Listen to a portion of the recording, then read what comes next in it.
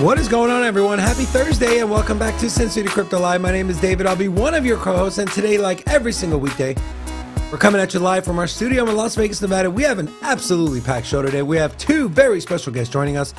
Coming up at 11 a.m. Pacific Standard Time in 30 minutes, we have Dan from the Chart Guys will be joining us to break down some charts of your favorite crypto tokens. We're going to look into Gala. We're going to look into Polkadot, Tezos, XRP, Bitcoin, Ethereum, and much, much more. And then at 11:30 a.m. Pacific Standard Time, in approximately 1 hour, we have the Bitbender himself, Jason Brink from Gala Games, will be joining us to do a live interview. So if there's a chart you would like to see, or if there's a question you would like us to possibly ask Jason on your behalf, please go ahead and comment that in the chat. We're also talking about FTX coming back to life. What? We'll talk about that and much, much more. But first, let me introduce you to your other co-host. Hello, Robin. Hola! It's your boy, Big Rob, back in the house. Welcome to Sin City Crypto. If it's your first time checking us out, we are an entertainment-focused cryptocurrency channel where we take the old, boring, stale information, package it up, fun, sexy way. And we also, here at Sin City Crypto, watch Bitcoin, trading this new That is the zone. boringest intro, bro. Like, just stop saying that. We also look at the price of Bitcoin. Yeah, so does every channel. As I was saying, Bitcoin's at 20,800, slightly down from the 20,100. Wow. Wow. That's right. Your boy bringing the alpha. How you doing? Also, I'm bringing the like sign, which would also be nice if y'all hit it. Hit it and then quit it because you don't want to hit it twice, because if you hit it twice, it'll unlike it. That's actually pretty good. All right. I want to kick the show off with some people that, obviously their crypto knowledge is not very good. And it's been showing based off of what they've been saying and what they've been tweeting. So this is from Bert Slachter, B Slachter. That's his handle on Twitter. The Dutch Central Bank, okay, the Dutch Central Bank. This is what they put out here from the Dutch Central Bank. Talks about crypto. Many types of cryptos are in circulation. New ones are introduced on a daily basis while others disappear. Well-known cryptos are Bitcoin, Ether, and Ethereum. Ethereum spelled with an I, of course. So this just goes to show you, for someone who doesn't know that Ether and Ethereum are the same thing. What are your thoughts on the Dutch National Bank? Are you bullish or bearish? On the Dutch? On the Dutch on the Central Bank of the Dutch. Central Bank of the Dutch. They used to be the strongest financial in the country 1600s. ever. Yeah, Sure. back in the day. That was a while ago. 500 years ago. So irrelevant now, though. Yes, sir. I got no thoughts on this. Like, stay in your lane, man. What are you doing in crypto? Get out of here. What about our friend Jamie Dimon from Chase? Oh, he's my favorite. He's my favorite. Your favorite too? If Jamie Dimon is your favorite, put a 1. If you don't like Jamie Dimon, put a 2 in the chat. Curious. So everyone's in Davos, which is in Switzerland, and they're doing the yearly World Economic Forum, the WEF. A lot of whiffs at the WEF this year.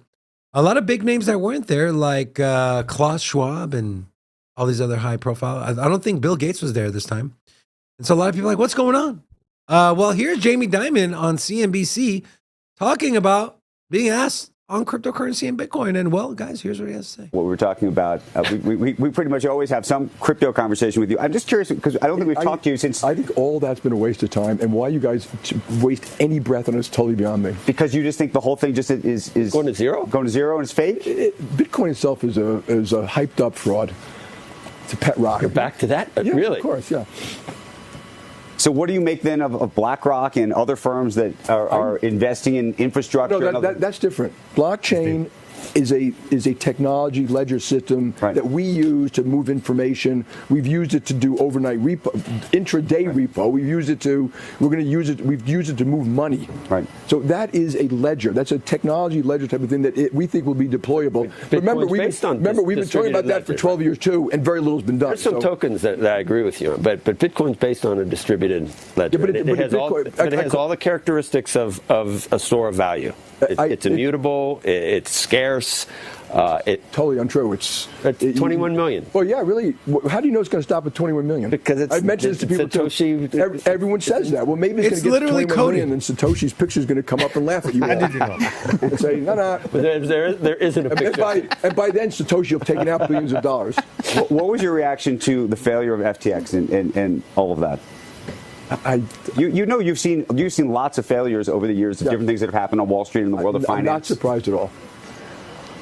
And I called it a decentralized Ponzi scheme. The hype around this thing has been extraordinary. The underlying asset. But you have a lot of clients who are involved. You guys you've all seen the analysis on Tether and the analysis on all these things and the lack of disclosures, and it's outrageous. The regulators should have stopped this a long time ago. People have lost billions of dollars. Some are, if you look at it as lower income people, it's in some cases. Jamie, there's a difference between saying FTX is a decentralized Ponzi scheme and saying that crypto itself is a Ponzi scheme. That's like, Madoff traded options. Crypto itself, that doesn't do anything, is a pet rock. You're happy to Bitcoin. You can own it all you want. I'm just talking. You know what's funny is in the same conversation where he says blockchain is they use it to transfer value. What do you think powers those blockchains? And then on top of that, he says it's a pet rock. Well, you're using a pet rock. You say in one breath that you use blockchain and that it's faster to move value, and it's obviously he references a ledger, so it's a more efficient ledger, right? Why would you use it if it's less efficient than what you have? So it's a more efficient ledger, and you're using it. And how does the ledger work? It works because someone validates the transactions. And what is the incentive to validate transactions? The tokens. Robin, what are your thoughts on him saying, well, how do you know it's 21 million? My first initial thing was, well, it's coded in there. But technically... My first thought is he doesn't understand even blockchain's white paper, right? I think he's pretending. He's pretending. Let me ask you, okay, Rocco brings up a good point. Let me ask you a question. Do you think Jamie Dimon is stupid? He's not an idiot, right? There's no way. No, I think he's ignorant. He doesn't care to understand the tech. And so he understands how it works as far as the results of using it, but he doesn't understand what drives the system. And kind of. Their token, or they're launching something. So let's ask the chat what they think. If the one diamond is pretending, or two is just ignorant and doesn't want to see it. Okay. There's no way he's an idiot. There's no way. He has to know how crypto and blockchain work. I don't think so, man. There's literally no way, Robin. He is the CEO of one of the largest banks in the world. The banks, you're telling exactly. me, hold on, you're telling me there's a burgeoning technology that can affect his business, and he doesn't know anything about it. I think he knows at face value what it does. I think he's never taken the time to understand the consensus mechanism, proof of work, the circulating supply, the token issuance. I just think he looks at it like, hey, Bitcoin's price was cheap before. Now it is what it is. He's not coding. He's not putting in the infrastructure. He has a team of people, an army of people that develop the technology that his company uses to facilitate banking transactions. He's not coding that crap. He's not putting in the Swift network. Neither are we. So Neither why? Are we. So but we do you understand. think? Here's the thing. We went down the rabbit. Okay, before you got into crypto, like deep into crypto, you understood crypto. I understood myself personally in the early days of crypto. I understood it as, hey, it's an electronic token. Like, I didn't understand. I never took the time to research all of what Bitcoin is. It took me years to understand and do the proper research and be interested enough to educate myself on how Bitcoin works. Comparing yourself and your research to the CEO of a bank, bro. I'm sure. So you genuinely believe he's read the Bitcoin white paper, understands blockchain technology from top to bottom? I'm not saying he read it, but then he doesn't understand it. He knows and he understands. He does not. There is no way. He does not. There's no way, dude. He does not. You don't get to the level he's at without Like, no, you know how he got to the level he's at? He's got friends, and he went to Ivy League schools and took financial classes and was buddy with the right people, and his parents knew somebody. You know that and for a you fact? know, and I'm just saying. Exactly. You're just blurting out of your mouth. I'm just saying that more than likely that dude. Sure, more than likely. Okay, more than likely he knew someone. So you're saying that he is a blockchain guru. He understands how it works. He's not a blockchain and guru, he's out here just pretending like yes. He literally he doesn't understand. So you think he's just face lying? Cryptocurrency and blockchain and Bitcoin are literally disrupting the industry he is in. It's literally disrupting the industry he's in. It could literally eviscerate one segment of their business model. Just take wire transfers, for example. How much money do these banks make on wire transfers? And if crypto and Bitcoin get the adoption that we think and we know it's going to get. Okay. So don't you think if he was educated enough that he understands all the inner working, like you say he's secretly doing and playing off that he's not, that he wouldn't try to like embrace that technology and use it to his advantage? Why would he, Robin, if it's a direct threat to his business model? No, well, you can offer in the same way that other companies are integrating blockchain. You could integrate blockchain. It's not like they would all of a sudden integrate blockchain and the entire business model would collapse. If anything, it's a hedge against it. So if you believe in it and you think, hey, it's a threat to my business, what do you do with a threat to your business? You hedge your bet. If you're Blockbuster, you try to buy it, right? Dave, you try to buy it. Dave, if you're Blockbuster, okay, and you see that digital movies are a threat to your business, you don't just ignore it. If you think that Blockbuster literally ignored it. They had the option, they had an offer to buy Netflix, and they didn't. So Blockbuster ignored it, right? And what happened to them? They went under. Yeah, and so here's the thing, though. Jamie Dimon. So you're saying that he knows. So you're saying he knows how blockchain works. Yes. He's ignoring it. Blockchain and crypto is at a space right now where it's more popular to hate it and talk bad about it than to embrace it. Eventually, it's going to be the opposit, and he won't have a choice. And maybe by then, if the dude was as smart as you think he is, and he's so widely versed in all technologies, and he's just not adopting it because it's a threat to his business. If he was smart, he would hedge his bet, put the infrastructure in to shift over when the time is needed. And to sit here and bash it and ignore it and just pretend like you don't understand anything in it. I'm telling you, dude, he doesn't understand how it works. He comes out and says that Satoshi could just pop up and make more tokens. That's not how the blockchain works. He doesn't understand that the mining council has to approve, that miners have to approve any changes to the network. And so he doesn't understand that. So the guy running one of the largest banks in the world doesn't understand one of the major competitors to his business model. He doesn't take it seriously. He's never taken blockchain seriously. And so if he doesn't take it seriously, why would he do it? They believe in blockchain. He says we believe blockchain could. That's literally what he said in the video. But he doesn't believe in tokens. It's because he tokens lacks knowledge. Power the blockchains. That's what I'm saying. That's what I'm saying. He doesn't understand it. He doesn't even realize that you need tokens to run blockchain. So if you're saying he's so educated, he doesn't know that miners decide how to change the Bitcoin network, or that proof of work, or that whatever consensus mechanism, those people vote on changes. He doesn't understand that. He doesn't understand that you need a token to run the blockchain. Unless you think he's just lying about all of this and secretly doing something on like the dude just looks at Bitcoin. He's like, "Yo, y'all are funny. You're just throwing your money." He keeps throwing out Ponzi schemes. He likens it to a pet rock. He doesn't take it seriously. He doesn't do the time to research because he doesn't respect it, bro. And so I think he's ignorant to the fact it is what it is. And you are not allowed to be ignorant when you're the CEO of one of the largest banks in the world. You're not allowed to. Okay.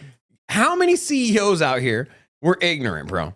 Was Sam Bankman-Fried ignorant?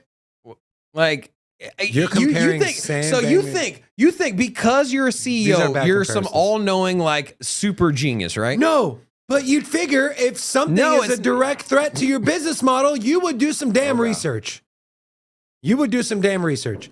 He knows what blockchain can do, and he's just trying to play it down. So he's in hopes that it just goes away or gets regulated to death. So you think he's super knowledgeable on blockchain? I think he knows more than he leads on. Yes. No. No. What does the chat think? Are you guys with me? If you're a member of this channel, put my emoji. If you're with Robin, put Robin's emoji. 1 and 2. Or put David and Robin. So put a 1 and 2. So put a 1 if you're with David, a 2 if you're a Robin. Yeah, but use your emojis if you have them. If you like emojis and you don't have them, you can go ahead and sign up for membership. All right. Or just wait. Speaking of just wait for Jimmy to give you membership. So just speaking of signing up for membership, we did have someone join the crypto fam. Who was it? It was one of we had Sean, Root K, Alex Fame, and Sit and Throwed. Hola! Welcome to City Crypto. So we had a super chat from Kazuma. Do you have that up, Robin? Can you read that? No. No. Oh, Alex Fame is the one that joined us as well. All right, so Kazuma did a 10 euro super chat, which where the hell did it go? Here it is. So Kazuma said, I know about the Bitcoin from World of Warcraft from Ross Ulbricht, not sure, Ulbricht, formerly known as the Dread Pirate, the founder of Silk Road, and Fed will do anything possible to shadow ban Bitcoin and make people fear and leave. Maybe it sounds like something Jamie Dimon's doing. Who knows? Mm-hmm. All right, let's get into some other big news before we bring our first guest, Dan, on to do some charts. So, title of this video, FTX restarting? So, John J. Ray, the new FTX CEO, is overseeing their bankruptcy, says the crypto exchange could be restarted. This is a source. So, the Wall Street Journal did this, and we don't have a membership. I'm not paying them. And so, we have to go through other news outlets. So, we're using the blog here. The new leader of the failed crypto exchange FTX said he has set up a task force to explore restarting the international exchange, FTX.com. Ray would look into whether reviving FTX's international exchange would recover more value for the company's customers than his team could get from liquidating assets or selling the platform. Bankman-Fried has said it was a mistake for FTX to file for bankruptcy protection and lambasted Ray's process in handling it. And then to which John Ray said that Sam's comments were unhelpful and self-serving. Bankman-Fried responded in a text message to the Wall Street Journal saying the comment was shocking from someone pretending to care about customers. Well, isn't that the kettle calling the pot black or the pot calling the kettle, whatever the saying goes? Now, Sam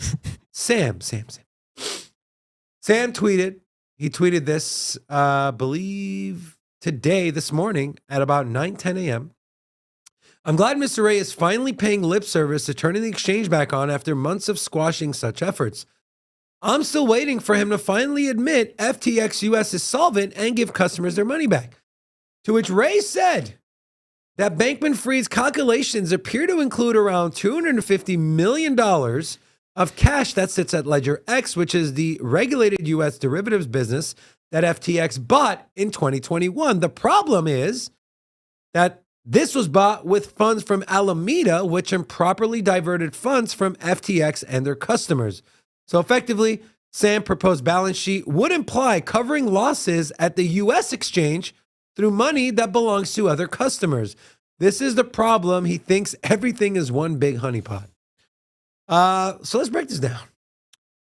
First of all, what reason would they want to restart FTX? Is it possibly, and also I want to know, the FTT token pumped 30% on this news.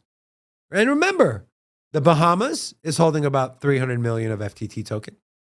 The balance sheet that they found at FTX is holding about $500 million worth of FTT token. So could it possibly be to inflate the price of the token or to maybe have people cash out? No, it's not, definitely not to inflate. These guys are not trying to manipulate the market. I mean, this is a former CEO that has went through the bankruptcy procedures of a handful of companies, Enron being one of the biggest. I'm sure he's not trying to play whale games with order books. Like it's just not even on the table. Now, could he be looking for a way to sell FTT tokens? He does have $500 million. He understands that there is no buyers. And maybe he's looking at it like, hey, you know what? If we turn on the exchange, we'll have an avenue to get rid of these tokens. Perhaps. I mean, I outside of that scenario, outside of the FTT token, I mean, I don't see. I'm trying to get the perspective of what was the guy's name that's running the bankruptcy? John Ray. John Ray. I'm trying to kind of get John Ray's perspective. What incentive would he have to launch FTX exchange again? Like, what would be the premise of it? Is there a benefit? Is there any benefits to I don't think there is. I don't see any way this actually happens. I mean, personally, I think it might be like a thought or something, or hey, this would make X, Y, and Z easier. But I think when you boil it all down and you like evaluate the pros and cons and what you're trying to accomplish, I don't see any way John Ray decides that this is the best move for bankruptcy. I don't see it, man. Well, the chat agrees. So we did a poll. Is there a benefit to restarting FTX.com? 82% of you said no. 17% said yes. I'm curious, and I'm not throwing shade, or I'm not, making fun of anyone. But if you said yes, give me an example, because I'm genuinely curious. So what benefit would it have to restart it? Would it be, you think maybe people would be made 100% whole? What's your reasoning behind voting yes? I'm just curious. Well, here's the thing, man. Ever since Sam Bankman-Fried and went through all of this, the last couple months, got no friends, man. And a man with no friends, he needs a new best friend. And a new best friend could be damn it. God, no, why is my thing not working? All right. Well, give me a second. I'll get back to my Rocco, this would be a good time for a womp, womp, womp. But no, you don't pay attention. Do it. No, he doesn't do it because it's Robin, his boy. That's right. You see what I'm saying, Kyler? Yeah. How rigged is this show, bro? Hey, weren't we talking about, was it Enron collapse? Was it Your mic is off, by the way. Oh, There you go. sure. Go ahead. What we were talking about the other day, was it Enron, or was it the Ponzi scheme that the number one benefactor coming from restructuring was the lawyers? Yeah, that's every single restructuring. They get paid thousands of dollars. Do you know an that? hour. Yeah, John Ray was in charge of the Enron. Yeah. Yeah. Yeah. No. So I mean, like, if we're gonna see a big winner, it's probably gonna be that dude. Dude's ready. He's ready to cash in. He's dedefinitely getting paid for it. So which is part of the reason Sam said, I was pushed Sam into. got no friends. And Let's run it back. Send it. So- We'll do it live. Sam Bankman-Fried's parents buy him a dog as he loses all friends. Is this an actual news article? It's a tweet. It's a tweet. Yeah. So pretty much a news article? Yeah, kind of. Breaking news. What kind of dog you think you got? Eagle. Probably a wiener dog. A wiener dog? Yeah. A little Chewini. No, Yeah. man. He comes You think you got a from Pomeranian? that white Oh, privileged family, Pomeranian, man. I'm telling you, Pomeranian, he's bro. got a golden retriever, bro. We should start a Pomeranian. poll. He's definitely got a golden retriever. Guys, what kind of dog do you think Sam Bankman-Fried got? I say a Pomeranian. Maybe he has like the hairless cat because he's like a evil villain. I want to give another shout out to my man Brokioshi. My boy, by the way, did you make this? This is an actual Thor hammer. It's all from wood, yeah. Dude, I took this home. My kids geeked out so much. They're like, oh my God, how did you get Thor's hammer? I'm like, it's not Thor's hammer, bro. Calm down. But this was super cool, man. So we appreciate it, bro. Thank you so much. Anyone who sends us anything, I know Jessica sent us some stuff. I know some other people send us stuff as well. I remember HP sent us some Canadian maple syrup. That was pretty good as well. All right. French Bulldog Poodle. We're talking like the actual poodle from like the dog shows, or like they're long and kind of look like hella majestic and stuff, or we're talking like the poodle mixes, because poodles are the most mixed breeds out there. I'm no dog expert, but I know enough. What? Go ahead, Rocco. Your master told you to read the thing. Go ahead. All right. And then just a quick shout out to the chat here. If you're new, say hello so we can drop an hola back at you. We do have a few new people in here. We got Cryptic Red Bull, we got Kane, Sky S, Randy R, Luis Fernandez. All you have is now one Will Yum Yum. To all of you, hola! Welcome to Sin City Crypto. All right. Let's go ahead and bring on our first guest. So he's been on this show once before. Amazing technical analysis. What I really appreciate about this man, his name is Dan from the Chart Guys, is he spoke in a very basic, and he talked through what he was looking at. It was basic to the point where my wife actually watched the episode, and I was like, well, what do you think? She's like, wow, I kind of understood it. Did she put in some trades? She did not put in some trades. Oh. But we always appreciate him coming on, and we definitely want to bring him on more often. But he is here today, and so let's go and patch him in. Hello, my friend. Howdy. Thanks for having me. Hey, my pleasure, brother. Thanks for coming back on. How you been? I've been great. How about you? Good. I got a question, man. How many of your New Year's resolutions are you still like hitting? Or have you given up on any, or what's the deal there? Honestly, I didn't have any clear laid out New Year's resolutions. Just nothing, huh? It's just a same day, 31st to the 1st. Not a big difference for me. Fair enough. Okay. Well, again, thank you so much for coming on, guys. If you haven't checked out the Chart Guys on YouTube, please go ahead and do so. We have put the link in the description of this video. Go check them out. Go subscribe to their channel. Now, Dan, before we get into the charts, let's do a quick overview of where the markets are, and then we'll dig into the charts here. So I'm going to go ahead and share my screen. So this is from Crypto Rank. So we have, and I'm going to make this a little bigger so everyone can see. So we have Bitcoin coming in at $20,973. And I have the volatility on here as well. So 14% volatility. We saw Bitcoin dominance get to over 40%. ETH 1540, BNB under $300, with 24-hour volume coming in at $254 million. XRP, Cardano, Doge, and Polygon round out the top 10. Now, one of the most volatile assets in the top 10 is Cardano. I'm going to first ask you, Dan, can we take a look at Bitcoin? Was it a bull trap? Do you think it was a start of an actual bear market rally? Was the bottom in? What are the charts saying?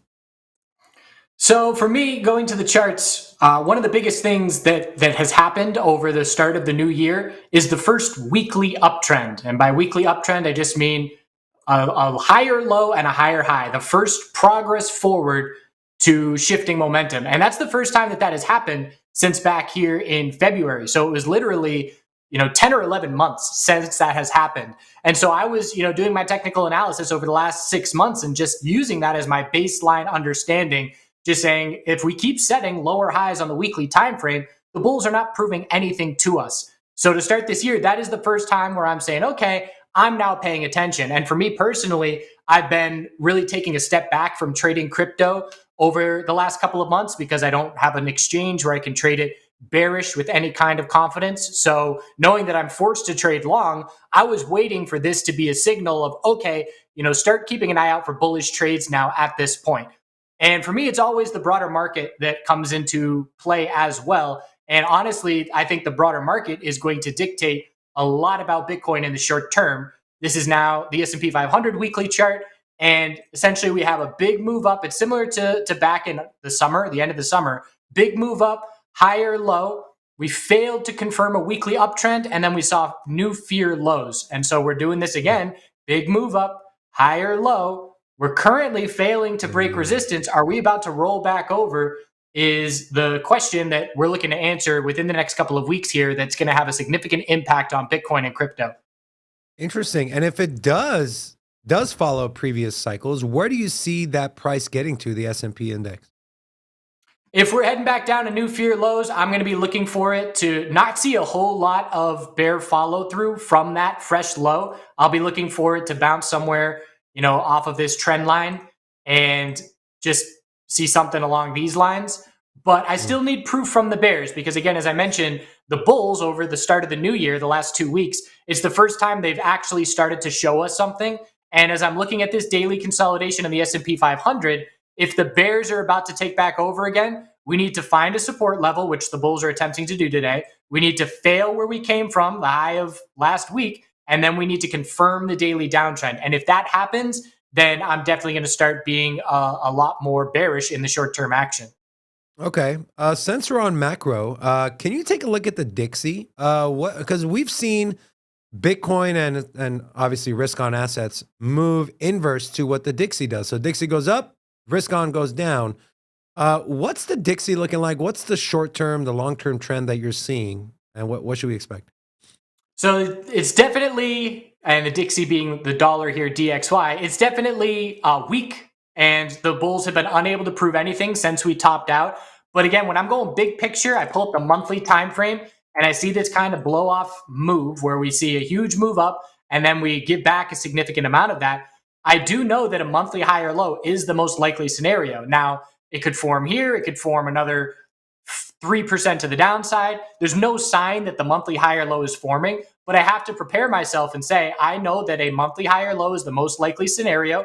I then, because of the size of the pullback, will be scouting a monthly lower high to be the result of that bounce.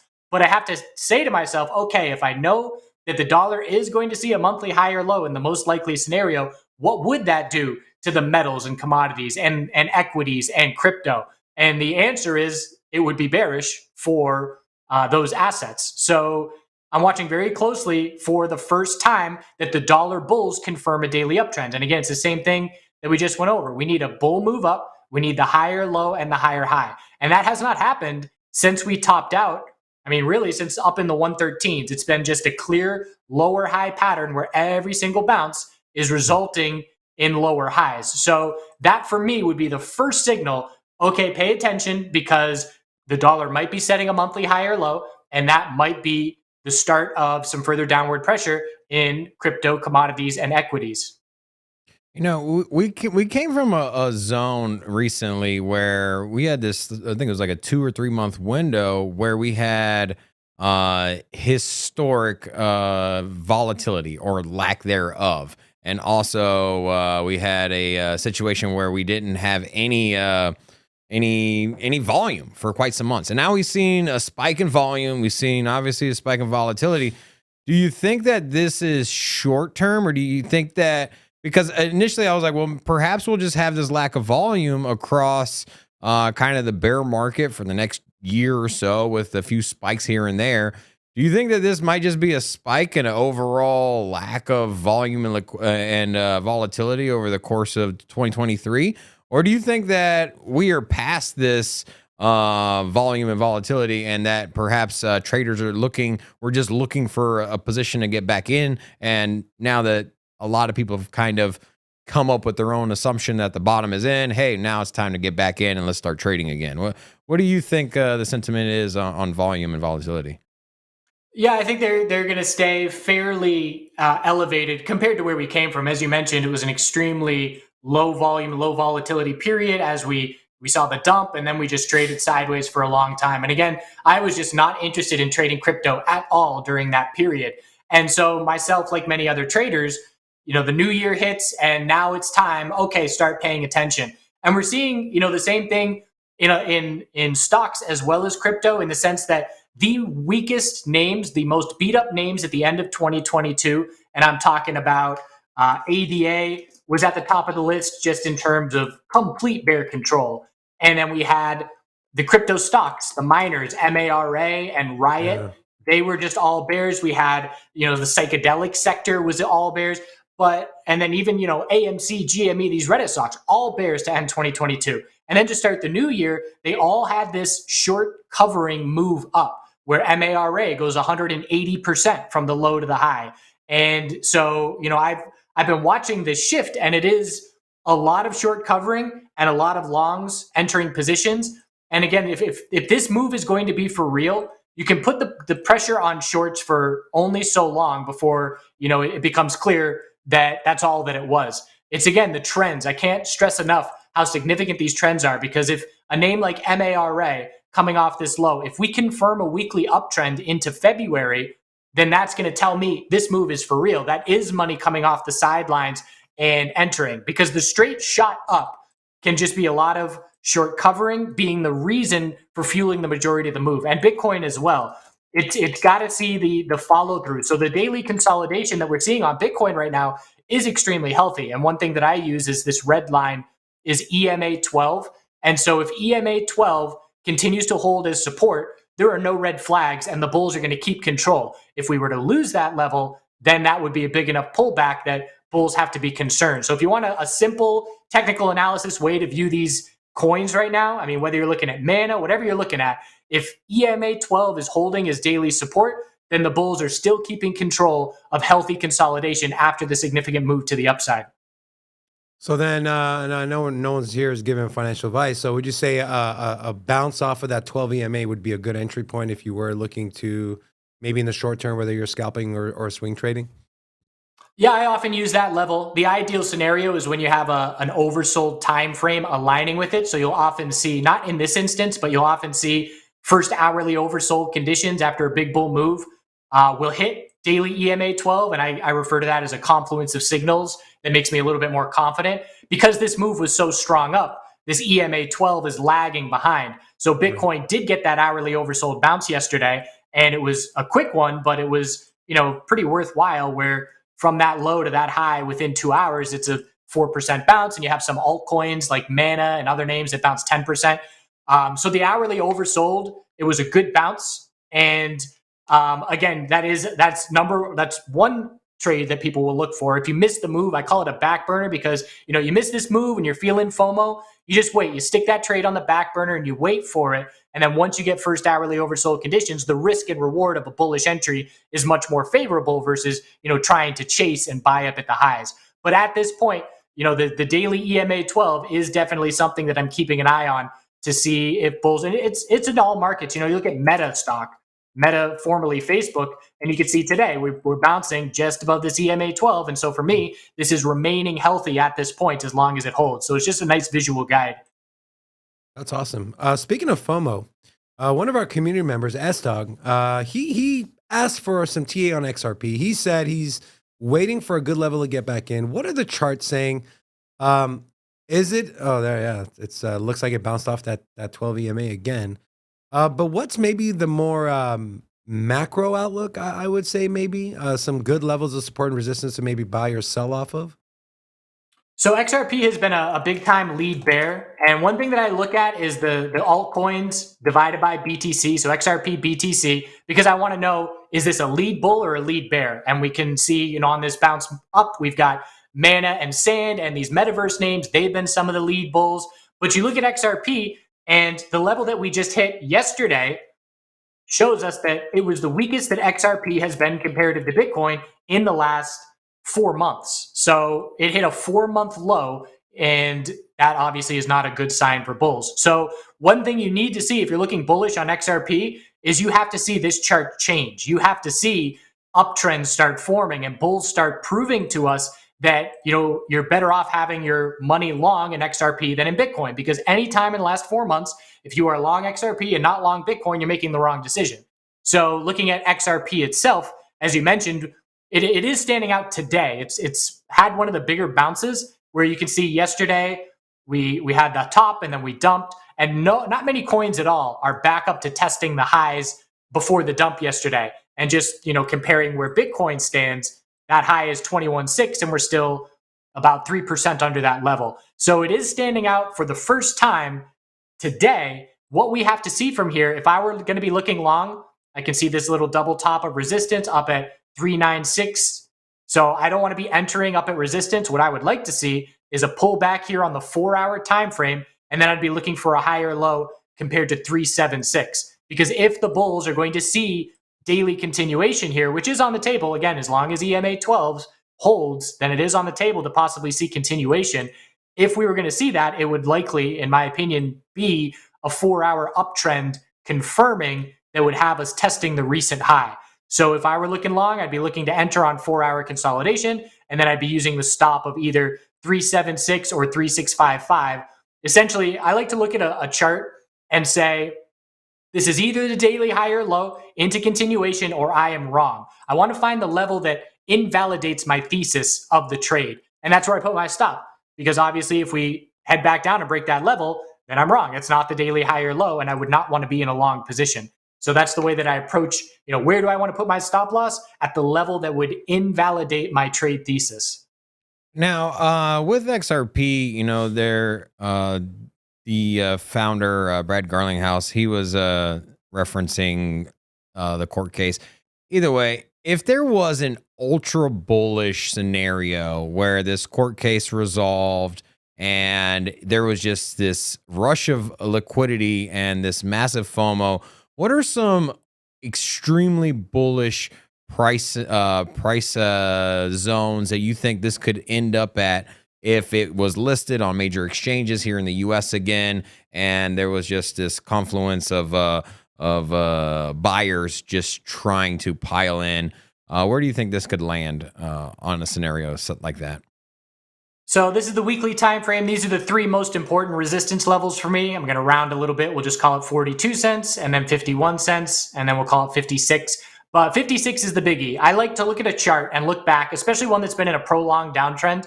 And I want to be able to say, if we break this level, then anybody that's gone short over this amount of time is now underwater. So if we break 56, anybody that shorts XRP in the last, 8 months would then be underwater. That would be a notable shift in the structure of this chart. And that's when, once you clear these resistance levels, there's not a ton, that's not what I wanted to draw.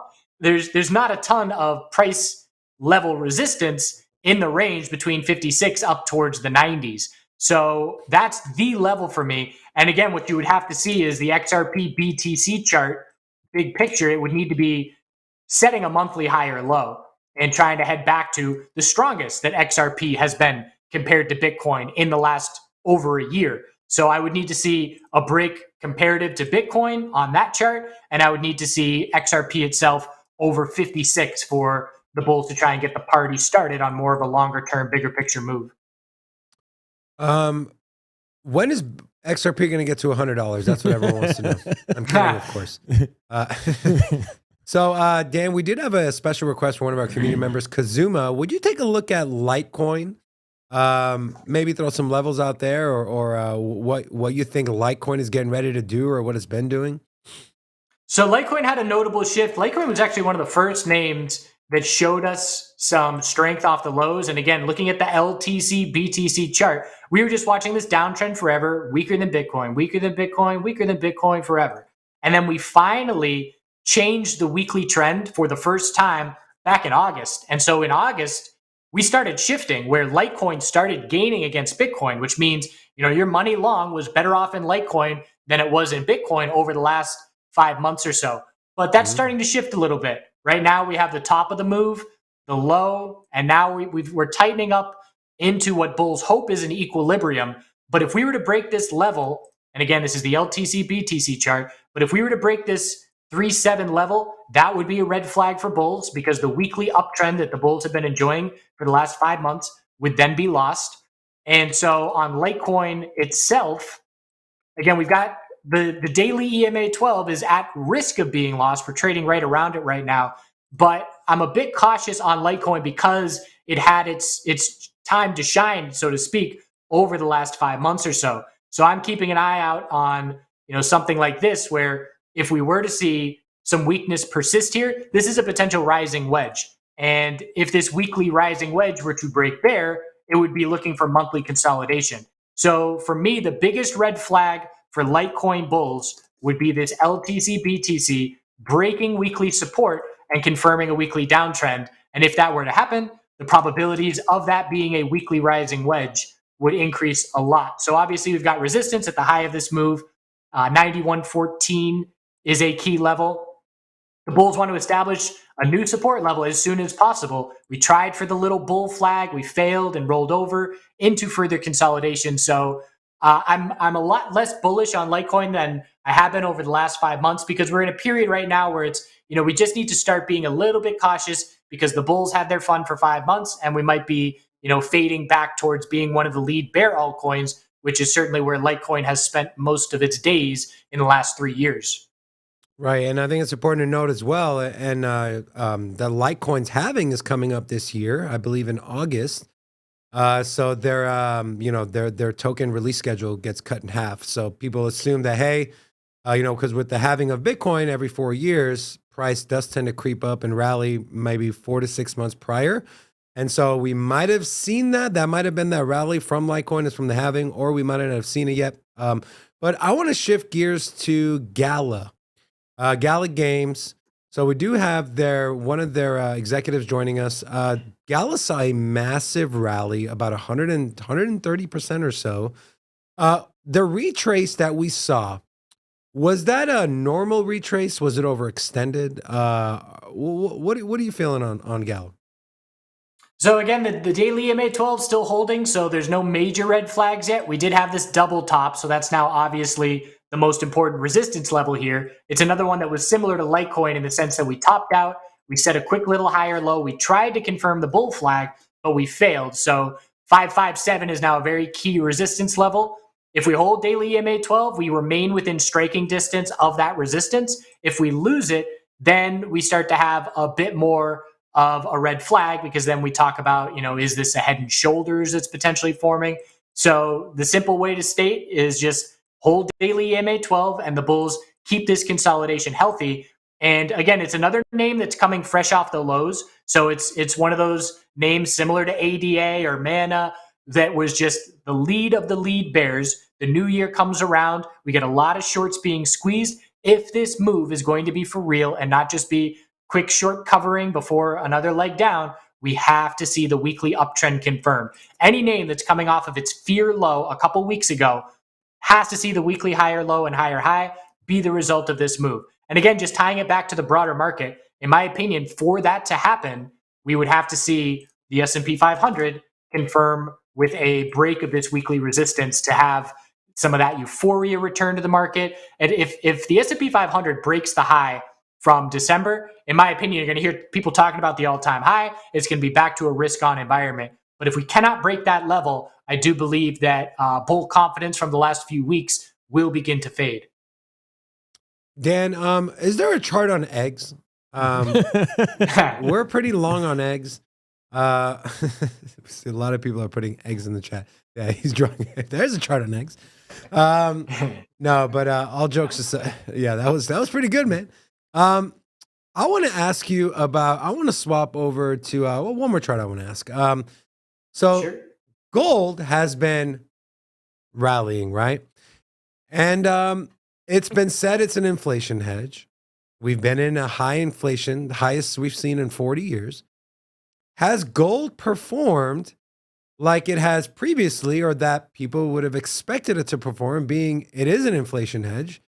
Risk on assets go down. Stuff like gold is supposed to go up. What's the chart saying? Has gold been rallying? Is there more upside? What are your thoughts?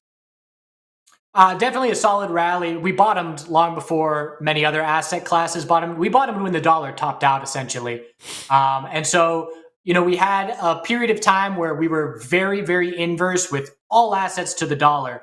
And as it shifted a bit, we can see, at least my observation, that the metals, gold and silver, have the strongest inverse relationship with the dollar, where it's almost on a tick for tick basis, where, equities with the dollar, they'll fluctuate in terms of the correlation and how strong it is. But for me, I'm watching the monthly time frame for gold, and I am anticipating a monthly lower high compared to 2070, the all-time high. Well, that's a double top with the all-time high.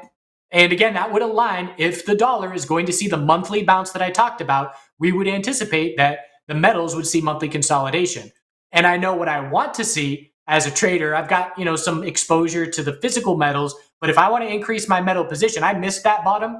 And so I want to see a lower high compared to 2070. And then I want to enter on a monthly higher low.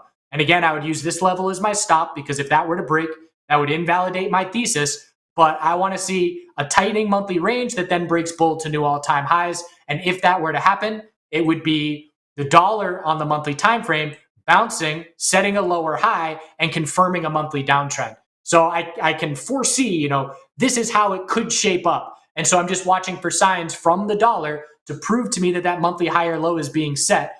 And I know that sometime within the next few months, I may be looking for a longer term entry on gold, because this bounce retracement, I often use bounce retracements to determine with Fibonacci sequence what the most likely scenario is. And anytime you get more than a 50% bounce retracement, it starts to create the space where you can anticipate a higher low as the most likely scenario. And just going back to Bitcoin's hourly bounce from yesterday, it was the same thing. Yesterday, after the size of this bounce, I was able to say I'm anticipating a tightening hourly range on Bitcoin and a higher low. A lot of people were expecting to roll over and break to fresh lows, but this bounce retracement was 60%. So as soon as you bounce that much, you scout the tightening range versus looking for continuation. So for gold, I will be looking for a monthly higher low as the result of next consolidation. And that is when, again, having missed this move, that is when I will be interested in looking for some longer term entries.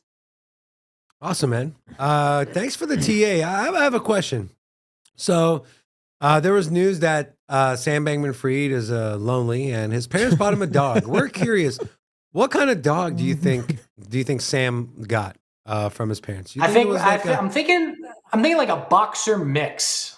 Oh. I'm thinking like a boxer, maybe a little pit bull in the boxer. I think he needs some size to the dog. If you're lonely, you want something that you can, hug, maybe wrestle a little bit. So I think it would have to, have some girth to it. Yeah. He seems to me like more of a Pomeranian, Yorkshire. Whichever ones are best emotional support animals. Those are whichever they ones. can all be. Yeah. I think in the good times, maybe it would have been a Pomeranian, but in the rough times, you need more support there. And now, question. So, the last couple of weeks, we've been hearing all this buzz about this Chat GPT and this AI stuff. I know that bots and AI have been in at least advertised on exchanges as the replacement of technical analysis. Do you think that there's any threat to what you provide or what your community provides when it comes to artificial intelligence, or do you think, or would you use these items as more of a tool to help you grow and become even stronger? I would be a fool to say that it's not a threat. It's something that we absolutely have to monitor, and it's something. I mean, trading is always evolving. It's evolving with technology, and just going over, since Trump was president, how much I use Twitter in my trading versus, the first 5 years of my trading journey, 2010 through 15, I wasn't on Twitter ever. So, social media is becoming much more of a thing. And you see these Reddit stocks and this rush to these short squeezes. It's an ever evolving game. And so we must stay on top of it. And I'm absolutely certain that AI will change the game of trading. I have no idea how. I know that we will have to stay nimble and adapt with it. Maybe we are able to use it as tools as well. But one thing that will never change is human emotion and being able to capitalize on human emotion, whether it's extreme fear or extreme greed. So, it's the kind of thing where I'm, sitting here on my toes and observing and watching how the space is going to change. But, you can go back. There's a documentary, forget the name off the top of my head, but it goes through all the old school traders as they were shutting down the physical trading floors because of computers. And, rather than standing there and yelling and holding their tickets, you were seeing the people that were able to adapt and move towards computers. But you saw the vast majority of traders wiped out like dinosaurs because they did not adapt. Oh, the computers can't do what we do. And so I never want to be in that position. I want to ask you one more question. So we covered this news yesterday. So BitGet has launched the very first copy trading on the spot market. So essentially, Dan from Chart Guys, if you have a profile on BitGet, someone can copy every single one of your trades in real time. You have a profile, they can see your ROI, and they're saying it's a win-win because now if the trade is successful and the customer makes money, you get a piece of that pie. Is that something you'd be for? Would you sign up for something like that? Are there any drawbacks you see just from personal experience trading? I would have to see the actual mechanics of it because, as a day trader, oftentimes I'll be 3 moves in before someone's even thinking about, what they're doing. If I'm playing a bounce and I'm out half of my position on the first 5-minute candle and I stick my stop under the low, the question would then be, can the people that are following keep up that fast to be structuring their trades in the same way that I am? Another factor I know for me personally is When I'm trading with my money, it's a fun game. I'm clicking buttons, I'm playing a video game. And as soon as it's family money or friends' money, then it's stressful. Then it's a chore. Then it's no longer a fun game. So I know that me psychologically, there's a bit of an impact between those two different things. But I'd be open to playing around with it and seeing exactly what it entails. But the last thing I want to do is play an oversold bounce, sell half real quick, put a stop loss, and then you see someone that followed your entry but didn't place the stop loss fast enough, and now they're holding a bag. They don't know when to sell. They're just going to hope it bounces, and they've got 10 times the loss that you had exposed, or that I had exposed myself to from my original stop loss. So that would be my biggest concern. How quickly are people able to stay in step with me as a trader? Right. That's an interesting take. So a lot more questions that need to be answered before you can really hop on board or not. Yeah, I would need to observe it. But I mean, the premise is nice. Everybody wants to just be able to make money without doing anything. That's, we at the Chart Guys, we provide in-depth education, and our target market is so small because you've got to commit years to this. And if you want to be a trader, you've got to put in the time. And so many people don't want to do that. And so, anything that's dangling a carrot to be nice and easy with all these pump and dumpers on Twitter or whatever it is, there's a much larger market for that than there is for putting in the hard effort and the time to actually learn to do something yourself. Yeah, and if you guys want more information on charting and learning, please go check out the Chart Guys. Again, it is linked in the description below. So yeah. Robin? Appreciate that. We got a free course. Yes, please, so go ahead, check please. it out. Yeah, tell us a little bit about tell our viewers a little bit about yourself and your channel, or anything you're excited about. Tell here us about the free course. Yeah, we got a free course on just intro to technical analysis. If the question is, do I want to go down this rabbit hole and learn this stuff? That's step one. And if it interests you and it intrigues you, then you move on from there. We've got the YouTube channel where we're putting out free content constantly, thousands and thousands of videos. I've been trading for 12 years. We've been running the community for 7 years at this point, and it's a lot of fun. It's just, a lot of interaction and bouncing ideas off each other in all aspects of life, not just trading, because as I like to say, trading is a lot more, it's a lifestyle, and we have to be disciplined in our lifestyle. We have to have healthy routines. We have to have a good sleep schedule. All this stuff has to be in line if we're going to be good traders. So it's a lot more than just looking at the screens. I 100% agree. Well, the chat here appreciates you. There was a lot of positive feedback, so we would definitely love to bring you back on one day. Some of the new people, just a quick shout out. Some of your fans. We got Retail Joe, Toronto, Randy, Crumpton, OX, Spence, Nami, Sean, Ogali, and Brandon. To all of you, hola! Welcome to Sin City Crypto. Before we leave, man, you want to give us an hola? Hola to the chat. Hola! Yeah, that's what I'm talking about, my man. You got the raspiness there. Guys, please go support the Chart Guys. Go check out the channel. Go sign up for the free course if you like to get into technical analysis. And Dan, we appreciate your time, my friend, and we look forward to having you back on. Have a great day. Appreciate it. You as well. Thanks. All right, that was a good hola. What? He had a little raspiness to it, man. No? I wonder if Jason is going to give us an hola. We got to get Jason to give us an hola. Mm-hmm. Bitbender himself. Yeah. Speaking of the Bitbender, while we wait for him to join us, there is something I want to talk about. It's pretty interesting. So this is from Cointelegraph. Aussie Big Four Bank mints stablecoin for carbon trading and remittances. The National Australia Bank is set to become the second Big Four bank to launch an Australian dollar pegged stablecoin on the Ethereum network. Set to launch sometime in mid-2023, the AUDN stablecoin is aimed at streamlining cross-border remittances and carbon credit trading. This is a quote, "We certainly believe there are elements of blockchain technology that will form part of the future of finance. From our point of view, we see blockchain has the potential to deliver instantaneous, transparent, inclusive financial outcomes. Carbon credit trading and other forms of tokenized real-world assets will also be a major use case for AUDN." This is quite interesting. We've talked about traditional banks getting into blockchain, getting into stable coins. So this is interesting. So second of the big four banks. So there's two banks that haven't done it.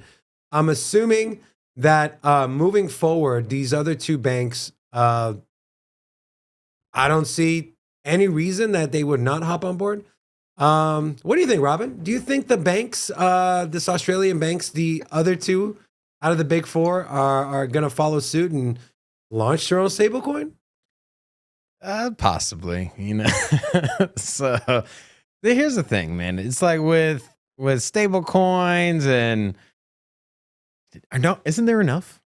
Isn't there enough? But this is I get the carbon.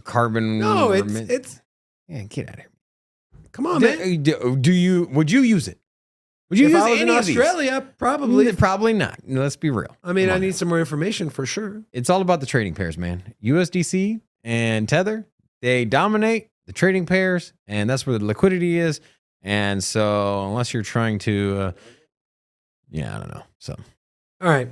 I want to give a couple quick updates on some tokens that might interest you guys watching the chat here. So first is Tezos. If you're a Tezos fan, put a 1 in the chat. Tezos gears up for the Mumbai upgrade. Will XTZ continue its bull run? On January 17th, Nomadic Labs proposed the 13th upgrade to Tezos. The new upgrade will include several new features, including the ability to transfer tickets between accounts, a shorter block time of 15 seconds, as well as the addition of epoxy on mainnet. The mainnet will further strengthen instant finality thanks to Snark's proof of validity. Additionally, 2 new RPC endpoints will be added for better visibility into ticket ownership. I am lost already, man. You threw out so many different...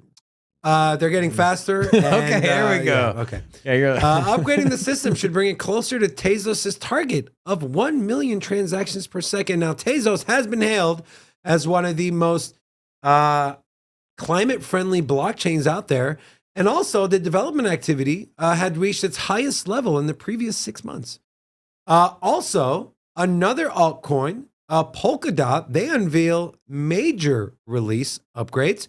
So in a Twitter announcement, Gavin Wood, which was Polkadot's creator, stepped down as CEO, says that after exactly 15 months in development, Polkadot XCM version 3 has emerged. Now, what's going to change? This enables bridges, cross-chain locking, exchanges, NFTs, conditional and context tracking. It also aims to enhance interoperability across chains, smart contracts, and NFTs. Everyone's saying Polkadot's dead, nothing's happening on Polkadot. Well, last year, Polkadot had the second largest developer community. Their developer activity remains one of the strongest in the crypto industry, according to an annual report by Electric Capital. According to the report, Polkadot added full-time developers more quickly than any other blockchain at a comparable point in its existence. Are you more bullish on Polkadot or Tezos? Long term. I don't know, man. I feel like Polkadot still needs to come around. It never really had that big explosion in the last bull run. I know the price rallied, especially from where it was an ICO, but I know it did have its parachain auctions. That was kind of lackluster as far as price. So if in terms of price, sure, I think there's probably more room for the upside there. It has a very deep community. They're building in the bear market, and so they're doing everything right. Now, not to discount Tezos at all, but Tezos had a pretty significant run up last bull run. So, are they out? Are they running thin on X's perhaps on price? If I had to compare the two, perhaps I'm not terribly bullish on either one, but X's are not an issue for me because all my exes live in Texas. Stop, man. Please.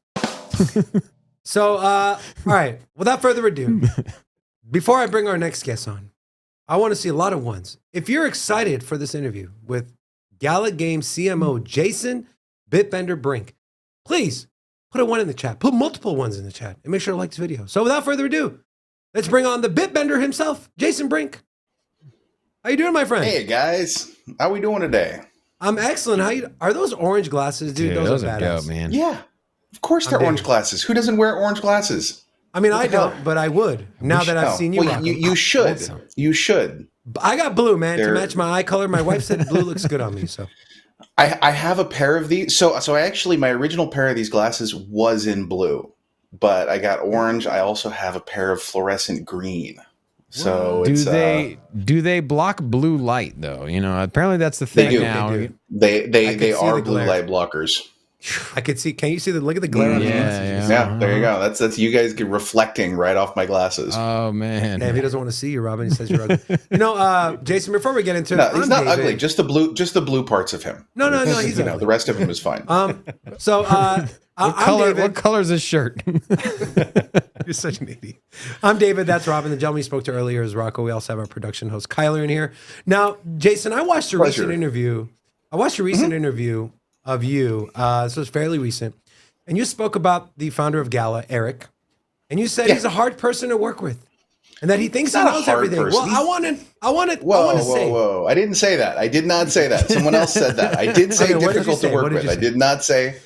I said he can be difficult to work with at times, but because he is, and this is what I did say. I said he is very, very frequently right. And there are times where he's like, I'm right about this thing. And I'm like, no, you're not. And then, he totally is. That is what I said. We have a lot more in common because we both have sometimes a hard to work with friend and business partner here. Hey, all right. More times than not, I'm right, bro. He just has experience, man. He's got a lot of experience. It's very deep. I mean, going back, from his time at Intermix and MySpace and then Zynga, like there's just a wealth of experience there that he has that gives him a very good perspective on a lot of different things. Now, I know you've been in blockchain for a while, right? You talked about getting into it because you saw an issue with the payment rails, or I don't know verbatim what you said, but the transferring of value and money, right? Yeah. Basically, I originally got into blockchain because I saw the way that foreign aid just simply didn't work. I had spent some time doing disaster relief work in Haiti and some stuff like that. And I would see, millions and millions and millions of dollars flowing into the country and people dying of starvation. You're doing disaster relief work, you're in a hospital and, you're dealing with terrible, terrible things and people who are, at the absolute bottom of the barrel in terms of socioeconomic status, and they are beyond destitute.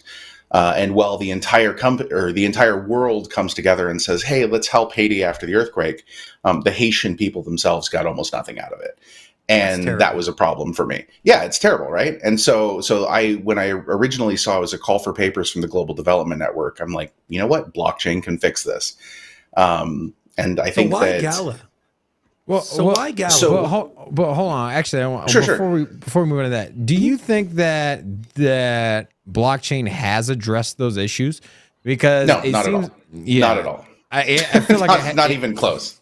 Do you think it still can? Do you still believe in that kind of mission? I do. Absolutely. I do believe in the mission, and I do believe that that blockchain has the ability to fundamentally redefine a lot in our society.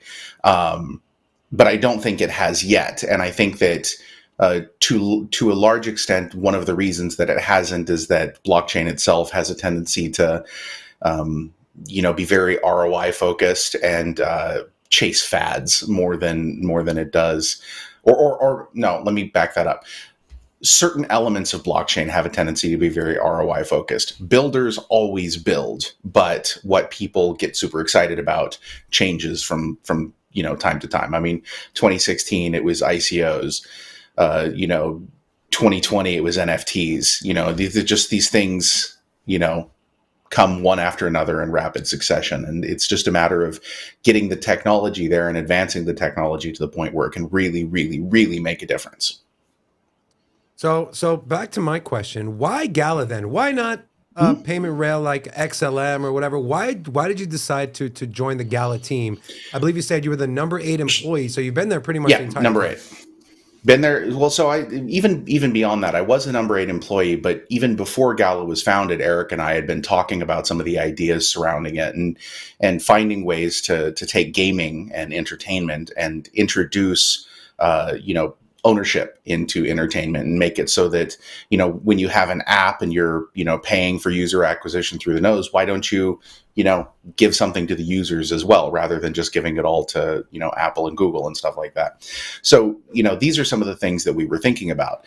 What I found is that working with trying to kind of go through conventional, payment rail systems, right? And rather than working in what is essentially fintech, which is on one hand horrendously boring, and on the other hand, I think in many ways lacks the creativity and creative problem solving that you run into in entertainment. Gaming, on the other hand, offered a very interesting solution, because instead of focusing just on the payment rails, okay, you step back and you look at what you're actually trying to accomplish, right? Like, what is the actual goal that you're trying to achieve? And in the case of me personally, the question is, okay, well, if there is, a mother in Port-au-Prince who has a cell phone and she can play a game, how do we construct a system that allows her to gain access to something that will allow her to feed her kids? Right. Now, of course, we could, do this top down in sort of the standard traditional payment rail sense. But I don't think that that's going to be super successful. And it's also what everyone else is trying to do. If we instead look at this and say, okay, let's build a play and earn game that allows people to come in and play. They provide value to the ecosystem through play. Some people are paying for, basically paying through parts of the games, paying through resistance, buying upgrades, things like that. Other people are playing and able to take a percentage of that out. This is a win for everybody, because you get to have a fun game that you enjoy playing. That's a game that's built to be a game, unlike a lot of the sort of games in the space that are built to be financial simulations, essentially. You play a real game like Spider Tanks, you get in there, you play, you have fun, and maybe you get to take something out. And, for me, this is something I said in my TEDx talk. For me, play and earn, might get me a coffee or something like that, and that's great. But for somebody, again, that mom in Port-au-Prince, okay, that coffee may feed her family for a week. And that's the sort of thing that's really important for me. That's a great point, man. I want to talk about some exciting news that pushed Gala up news, like 100. I know, there's a lot. 130% in the price of the token. Ember Entertainment, you guys bought them out. Mm-hmm. Can you tell us about, and I know the obvious answer to this question of why decide to buy out a mobile gaming studio versus creating the games yourself? The obvious answer is, hey, the foundation is already there. What are some other pros, and what are some possible cons of purchasing something like an Ember versus cons? Interesting. Well, so building it yourself, for us, what it boils down to in this specific instance is time to market, right? How can we get to market quickly, okay, so that we can begin showing people and start understanding exactly the way that the app stores are functioning? When we first started working with in the blockchain space, the app stores, all of them, were universally opposed to blockchain. Okay, and so that's why we started out doing everything focusing specifically only on PC games, because that was really the only avenue we had, unless we wanted to do a bunch of stuff that would get sideloaded on Android. That wasn't ideal, right? However, over the past few months, the app stores have started to soften their stance. And so the question is, how do we get in there quickest so that we can start onboarding those users? Because onboarding a PC user, okay, specifically a PC gamer, if you have a hardcore PC gamer, they're not easy to onboard. And the reason they're not easy to onboard is because they are fed a steady diet of lies and, frankly, bullshit by the gaming media out there that talk about how terrible NFTs are and how terrible blockchain is and how it destroys the planet and all of these silly things that all of us know, all of us in the space know are, very fundamentally silly and wrong, yet this is what they buy into. Now, the way that we fix this is that we begin by going around the obstacle, okay? In this case, we go to mobile gamers, okay? We start onboarding mobile gamers. If we can onboard millions and millions and millions of mobile gamers, the PC gamer problem sort of fixes itself because things become more and more and more accepted. Now, a PC gamer for me personally, like if I were to download a game from Steam, I always get super irritated when I have to go do another login, right? So with mobile, though, this is pretty normal. You download an app, you have to connect the app to something, you have a social sign-on, whatever it happens to be, you play the game, and you have fun. And that's all part of the core loop, and it's what's intended. And so by doing this way, it allows us to kind of step around some of the obstacles, get to the point where we can start, onboarding the next billion, blockchain users via mobile. And the cool thing about picking up a company like Ember is Ember has a significant portfolio of games, many of which are, tried and successful and have established user bases already. And now it's just a matter of approaching these users and showing them the new way to do this in a way that is better than what they're currently experiencing.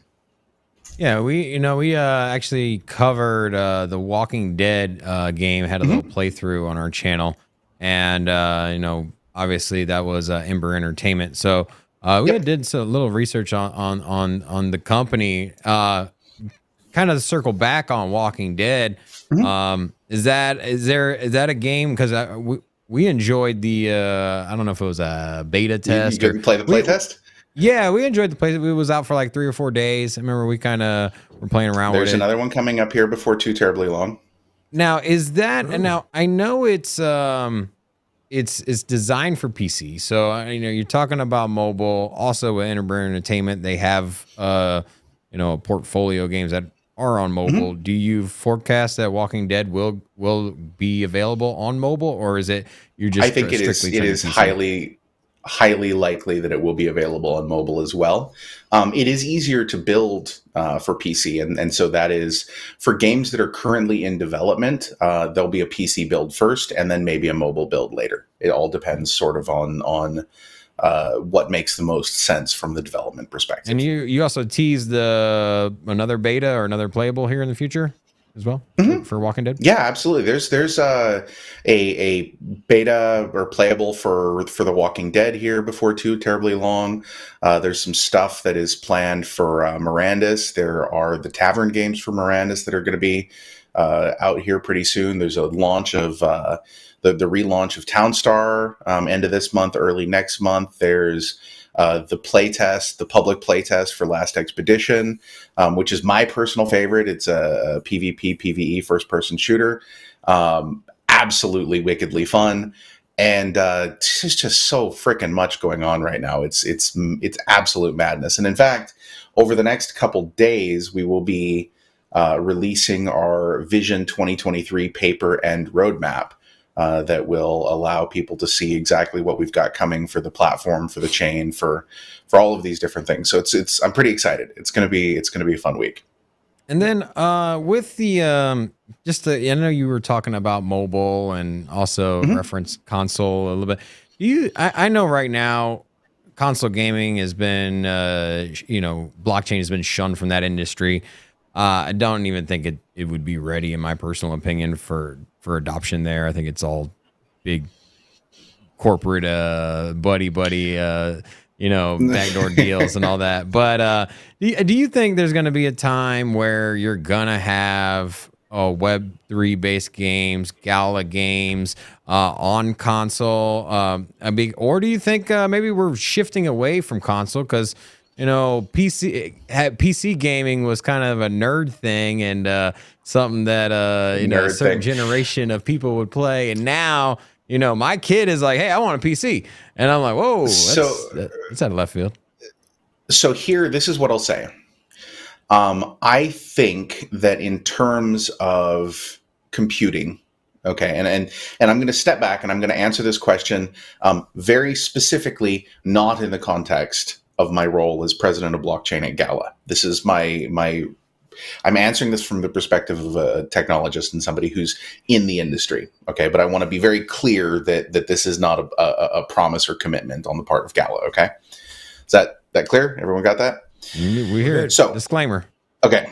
I think that what we're going to see is much like we've seen in the past 3 decades, we're going to continue to see a convergence of computing devices.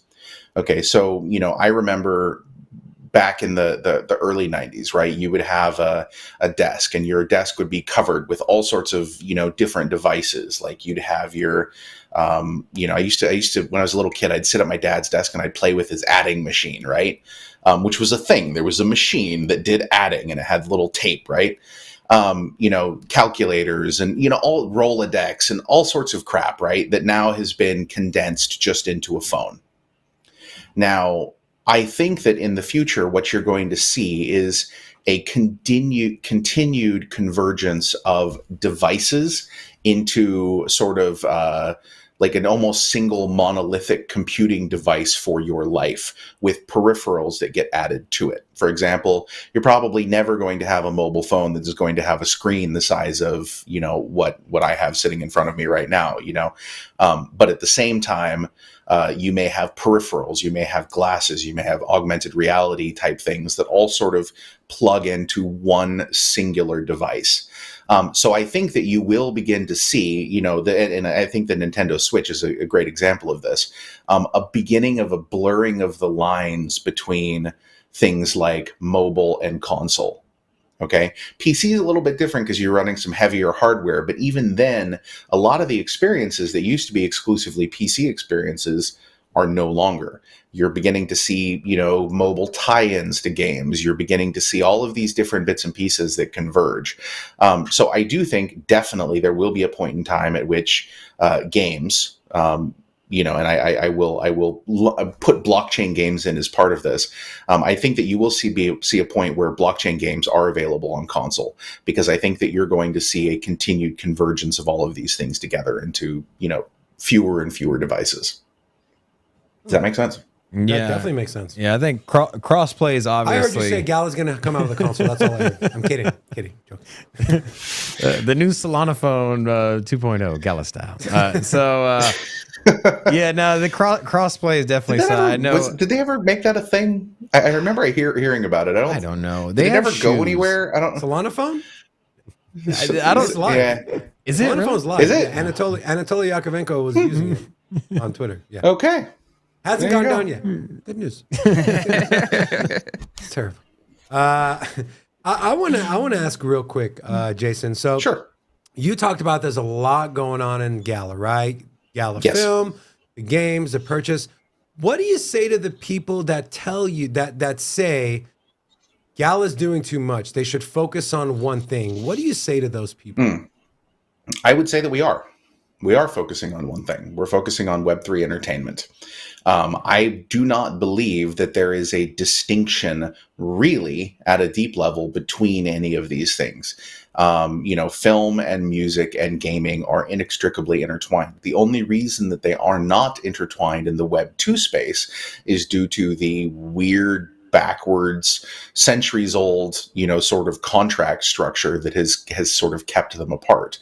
For us in Web 3, these are all, part and parcel. They're all tied together. All of your games have music in them.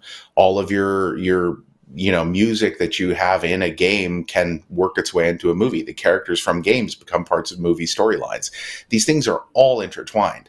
Now, for people who are like, well, this means you're not developing games. No, it really doesn't. Each of these teams, they are, from a production perspective, for us internally, they are separate teams. We don't have people from music working on games. We don't have people from games working on film, but the IP can flow freely in between them in very, very synergistic ways. I do understand that people feel like we're doing too many things. And I think that if I were looking at this from the perspective of somebody external, I can definitely get why they would have that feeling, because generally speaking, in this space, there is a very long history of projects saying like, yo, we're going to do all of these things and it's going to be amazing. And then the project just disappears, right? We've all seen this so many times. But from our perspective, we have over 400 people that are working within Gala. Okay, there's 400 people that are all producing useful work in any given direction. We have 4 internal studios. We're working with like 16 or 18 different external studios that are all working on games. We have 400 internal employees, couple thousand people at these external studios that are working on things. Like there's a lot going on, and there's a lot of people that are all contributing labor to this ecosystem. So yeah, I'm not worried that we're doing too many things. I am cognizant of the fact that we have a bit of a bottleneck when it comes to telling people about all of the things. And this is something that we have worked on fixing. It was sort of our New Year's resolution, if you will.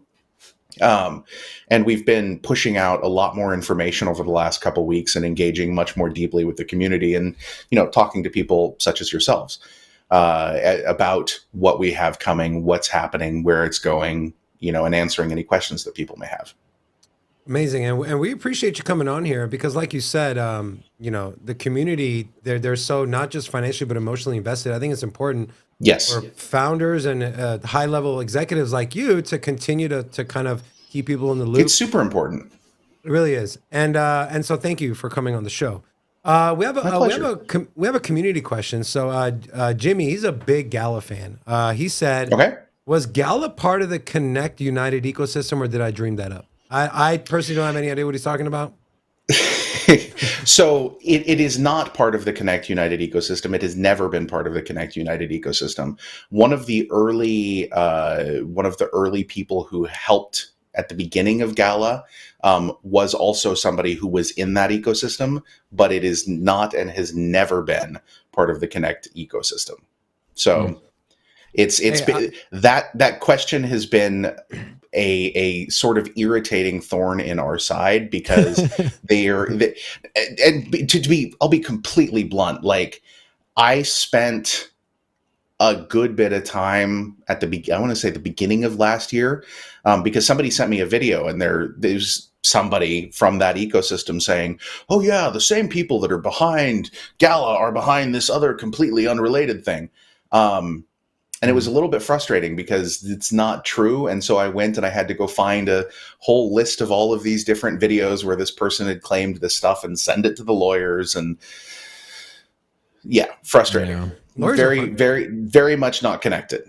By the way, man, I'm a big battle royale guy here, and I'm excited for Grit, man. I know I've seen videos. I haven't yet played it. I'm a Call of Duty guy. I was going to ask him about Last Expedition too. Yeah, but okay. So anything I'm on the happy to talk about here? both of them. Yes, yes, definitely. Grit. If you, I'm a big sort of like spaghetti Western fan. Okay, like the Ballad of Buster Scruggs, and actually, I do think I know that somehow. I feel like is there cheesecake involved? I feel like there's cheesecake involved. Possibly. Okay. Well, okay. I'm gonna have to come. I'm gonna have to come to Vegas one of these days, and we're gonna have to hang out. Hell yeah. We'll make a show of it. But anyway, Grit is like this really cool mixture of like PUBG plus Red Dead Redemption, plus the Ballad of Buster Scruggs. It's super, super fun. It's you've got like all sorts of cool things where people have different weapons. The weapons all have cards attached to them. So you can have, like, for example, an ace of spades. If you have an ace of spades rifle, it's a certain type of marksman rifle. And if all of your team have weapons that are spades, it creates a little bit of a synergy, and you guys buff each other. So there's a lot of strategy in that regard. It's just super, super freaking interesting thing with Grit was when I was doing, and this was a one-off for me on research when it comes to gaming, was that I saw coverage on, you gotta do everything on YouTube. Our channel's on YouTube. Our business is YouTube. So I'm gonna go check out a game. I type it into YouTube, and I was seeing people that had no blockchain affiliation, no crypto affiliation, reviewing the game and talking about it. And I was like, whoa, that's not a crypto person. That's a gamer. This is what we're trying, man. We are trying so hard to break into this new market. I mean, because from our perspective, from a perspective of somebody working in this industry, we see blockchain as an integral part of the tech layer that enables gaming, just like TCP/IP enables networking, right? Blockchain is just part of the tech layer. makes gaming better for gamers. Now, what is kind of a problem is when we become too blockchain, when we become basically, mega degen about something, right? And it becomes a massive turnoff to the rest of the audience. And so for us, it's about saying, look, guys, we're making an awesome game. This is a real super fun game. We want you guys to come in and play. And then we provide them with a means to enter the game and to really, dig into it and enjoy, whether or not there's blockchain involvement on their part or not. We want to make the blockchain part optional and simply an enhancement of their gaming experience. And ultimately, in the long run, it'll become just sort of obvious for everybody. Like, why would I spend money in a game if I don't get to keep the stuff I buy? Should be the way that people think about it. Amen to that. And Jason, we have a gentleman named Kyler. He's part of our production team here. He's been a Gala Gold member for a while. He plays your games. Nice. He's got a question for you. Hey, man. Hey, man, how you doing? Good. I'm doing pretty good. What's your name in Discord? Mintman. Mintman. Oh, hey, Mintman. Nice to see you. Hey, what's up, brother? Hey, I got into Gala, what was pre the Gala show, or the Galaverse 2021. And I started playing Spider Tanks. And so I played through the beta. And then, man, I'm looking forward to Mirandus. Looks pretty cool. You said they got Tavern games, right? Coming out? Yep. What about the free world, like open world aspect of it? When do you think that would go live? Any ETA on that?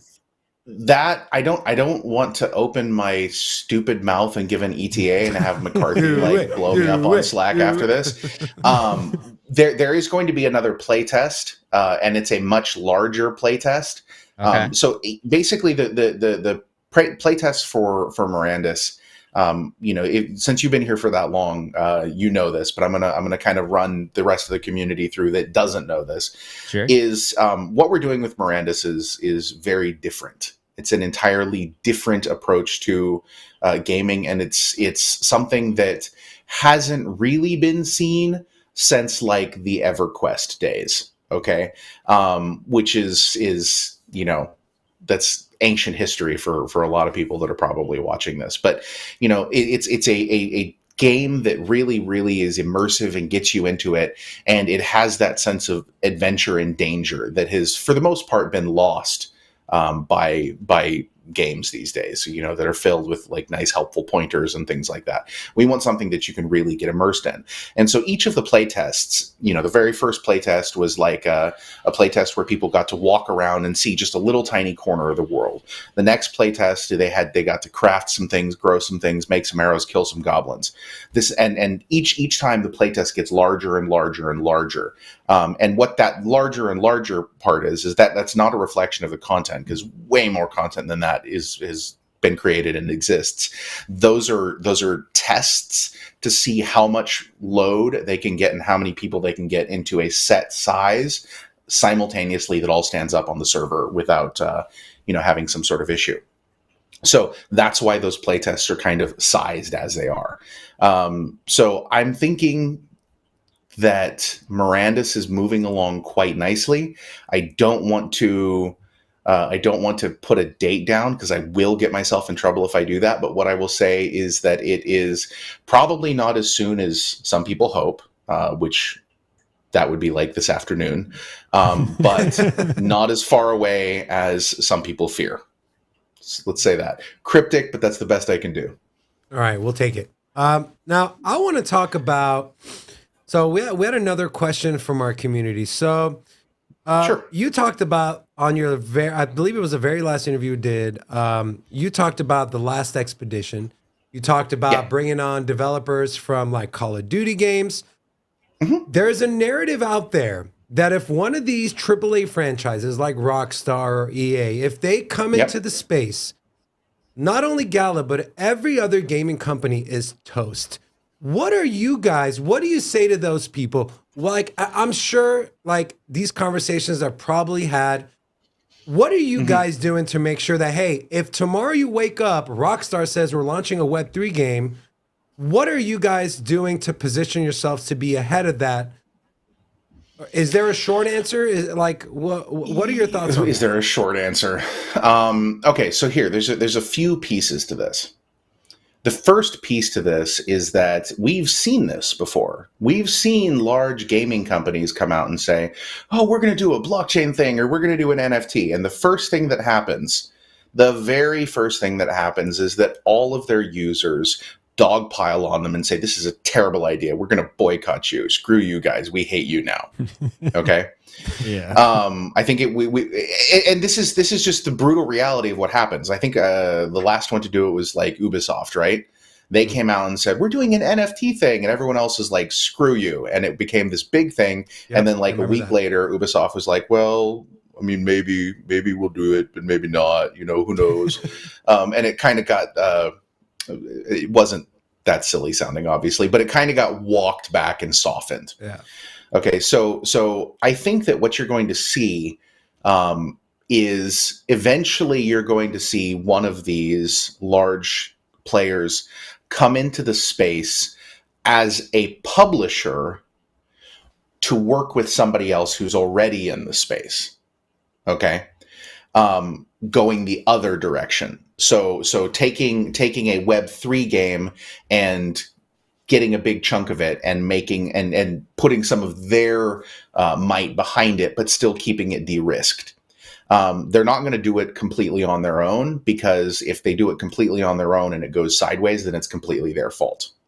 Yeah, that's a good point. As a major company, okay, with a stock ticker and all of that, and investors and all of these things and annual reports, they're not going to want to risk that, which is why I think that it's much more likely that they'll come in here and try to work with somebody like us that does have real games, and say, okay, well, let's try an experiment together where we help with this thing and we bring some users in and we try to see if it works.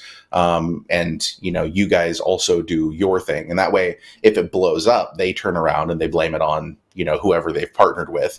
And if it doesn't blow up, then they go, oh yeah, that's great. Look, here we have an example of how it works, and then they can turn around and take it to their shareholders and say, now we want to try this again, completely in-house. Well, and I think pardon me. Where I think you guys are ahead of the game is that you are first to market here in Web3, and as we all know how long it takes to develop a game. 4 to 8 years to launch a game. Mm-hmm. So I think if you guys are successful, which it seems as though you're already successful. But once you have mainstream adoption, if a large AAA franchise like he mentioned were to try to come in, it would be years and years of development. They'd be so far behind. Even if they were just to try to port over a game, I mean, that's still a 2-year process. And and which is why they're going to do it by partnership. They're going to do it by partnership. They'd probably try to do it by acquisition if the partnership worked. That would Gala be the way sell? That I think the company. Would Gala ever entertain an offer from let's say? No, I don't think so. No. We would. I think we would probably be open to a deep partnership or some sort of equity deal, but I don't think we'd ever exit and be like, that's it, we're out. Okay. I don't see that as being a thing. So in the Web3 space, especially with some of your competition, I know you have one, but browser-based games seem to be kind of the go-to. Probably easier to develop for the community because you don't have to worry about graphic cards and all this. I know Townstar is browser-based, but that seems pretty fitting, honestly, for what it is. Sure. Do you there are think Townstar apps on the way, by the way, though? Just so you know. Do you think that there's gonna be a growth in are we gonna see high-level games with graphic and computing power pop up on browsers as that's just not a thing? I don't see there being a good enough tech layer there to make that happen. There's been a few browser-based games. There's one that's like a voxel-based shooter that I saw not too long ago, but that's kind of like the end of it. Your ability to get decent physics and some real depth in there is it's really hard. Because so you end up with stuff that looks like 1995 Doom. Yeah. I'm, you know, because obviously, you know, we have an open mind to, you know, a variety of games and projects. And I'm telling you, man, I come across a game and I'm like, man, this is really advantageous. You're supposed to be a 3D shooter, you know what I mean? Or you got this open world environment and it's a browser based game. I'm like, this doesn't add up to me, man. And I didn't know if I was missing something. It doesn't add up, right? No, like that's just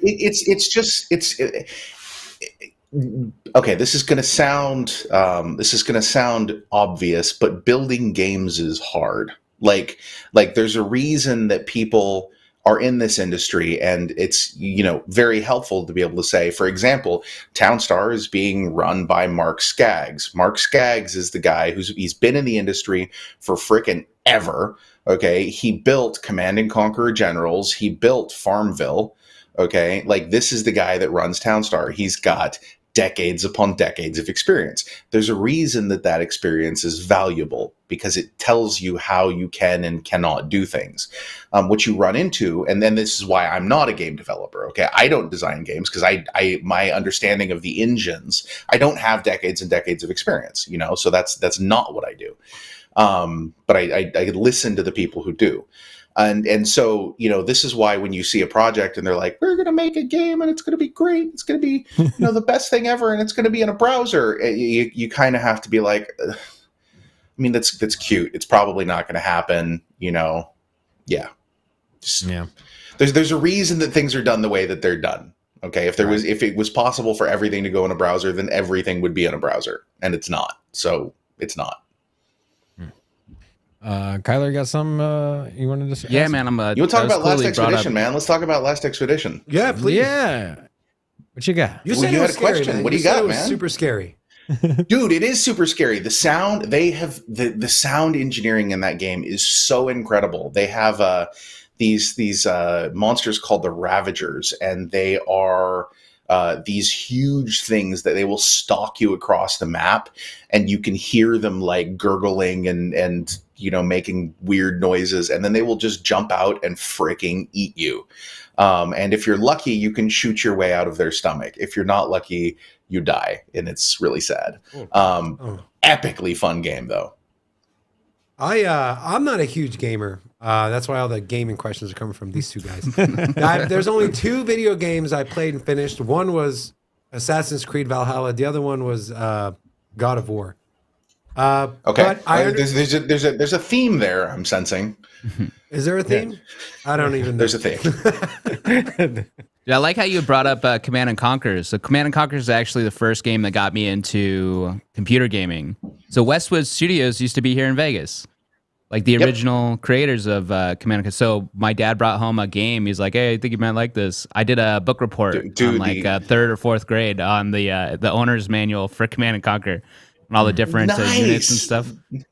He failed, and I'm sure that your teacher was very confused. They, I mean, I don't remember getting in trouble or anything for it. It was fun. I did have a question with Spider Text. Public schools for you. Yeah.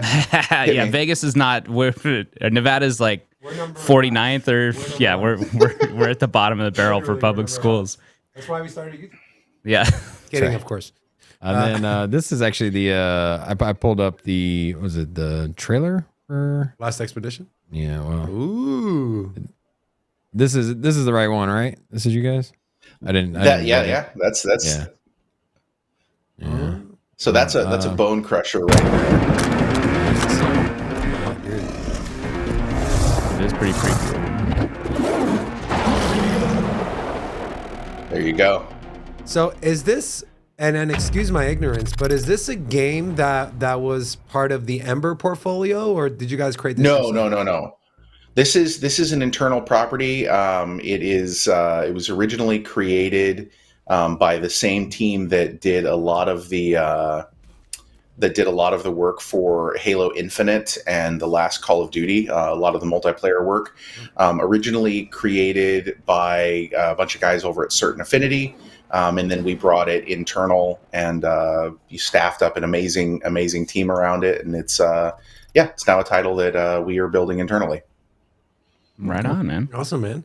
Do you see more of this now that you bought Ember? Are you guys focused on on their portfolio and bringing those games in and marketing those, or are you kind of doing both, creating your own and that, or yeah, there's very much both. They like all of the things that were in flight at the time when we announced the portfolio there are still in flight. We're not destaffing or anything like that. We're not pivoting away from anything. We're just including and moving forward. So we've got an integration team, and what that integration team focuses on doing is adding blockchain technology to whatever the game is. And they, as the games are being built, they advise the teams. They also have an econ team that is part of it and whatnot.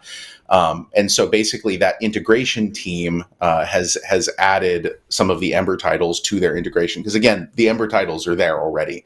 So now it's just a matter of adding NFT and blockchain functionality to that to enhance it.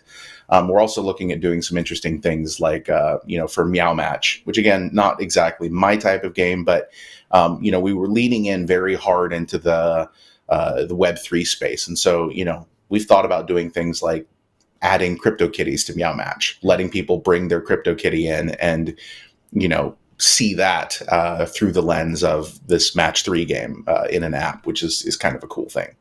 Also, I'm a big fan of Zelda, and I know Mirandus. If you want to pull that up, Rocco, Mirandus has an open world feel, goblins, especially the newest Zelda that came out. And this looks more like concept art, or is this some in game here? Some of that's in game, some of it's concept. I think some of it's overpainted, but it's the game itself, the in-game design and the engine that they're using is specifically designed to have a somewhat low poly feel as an art choice.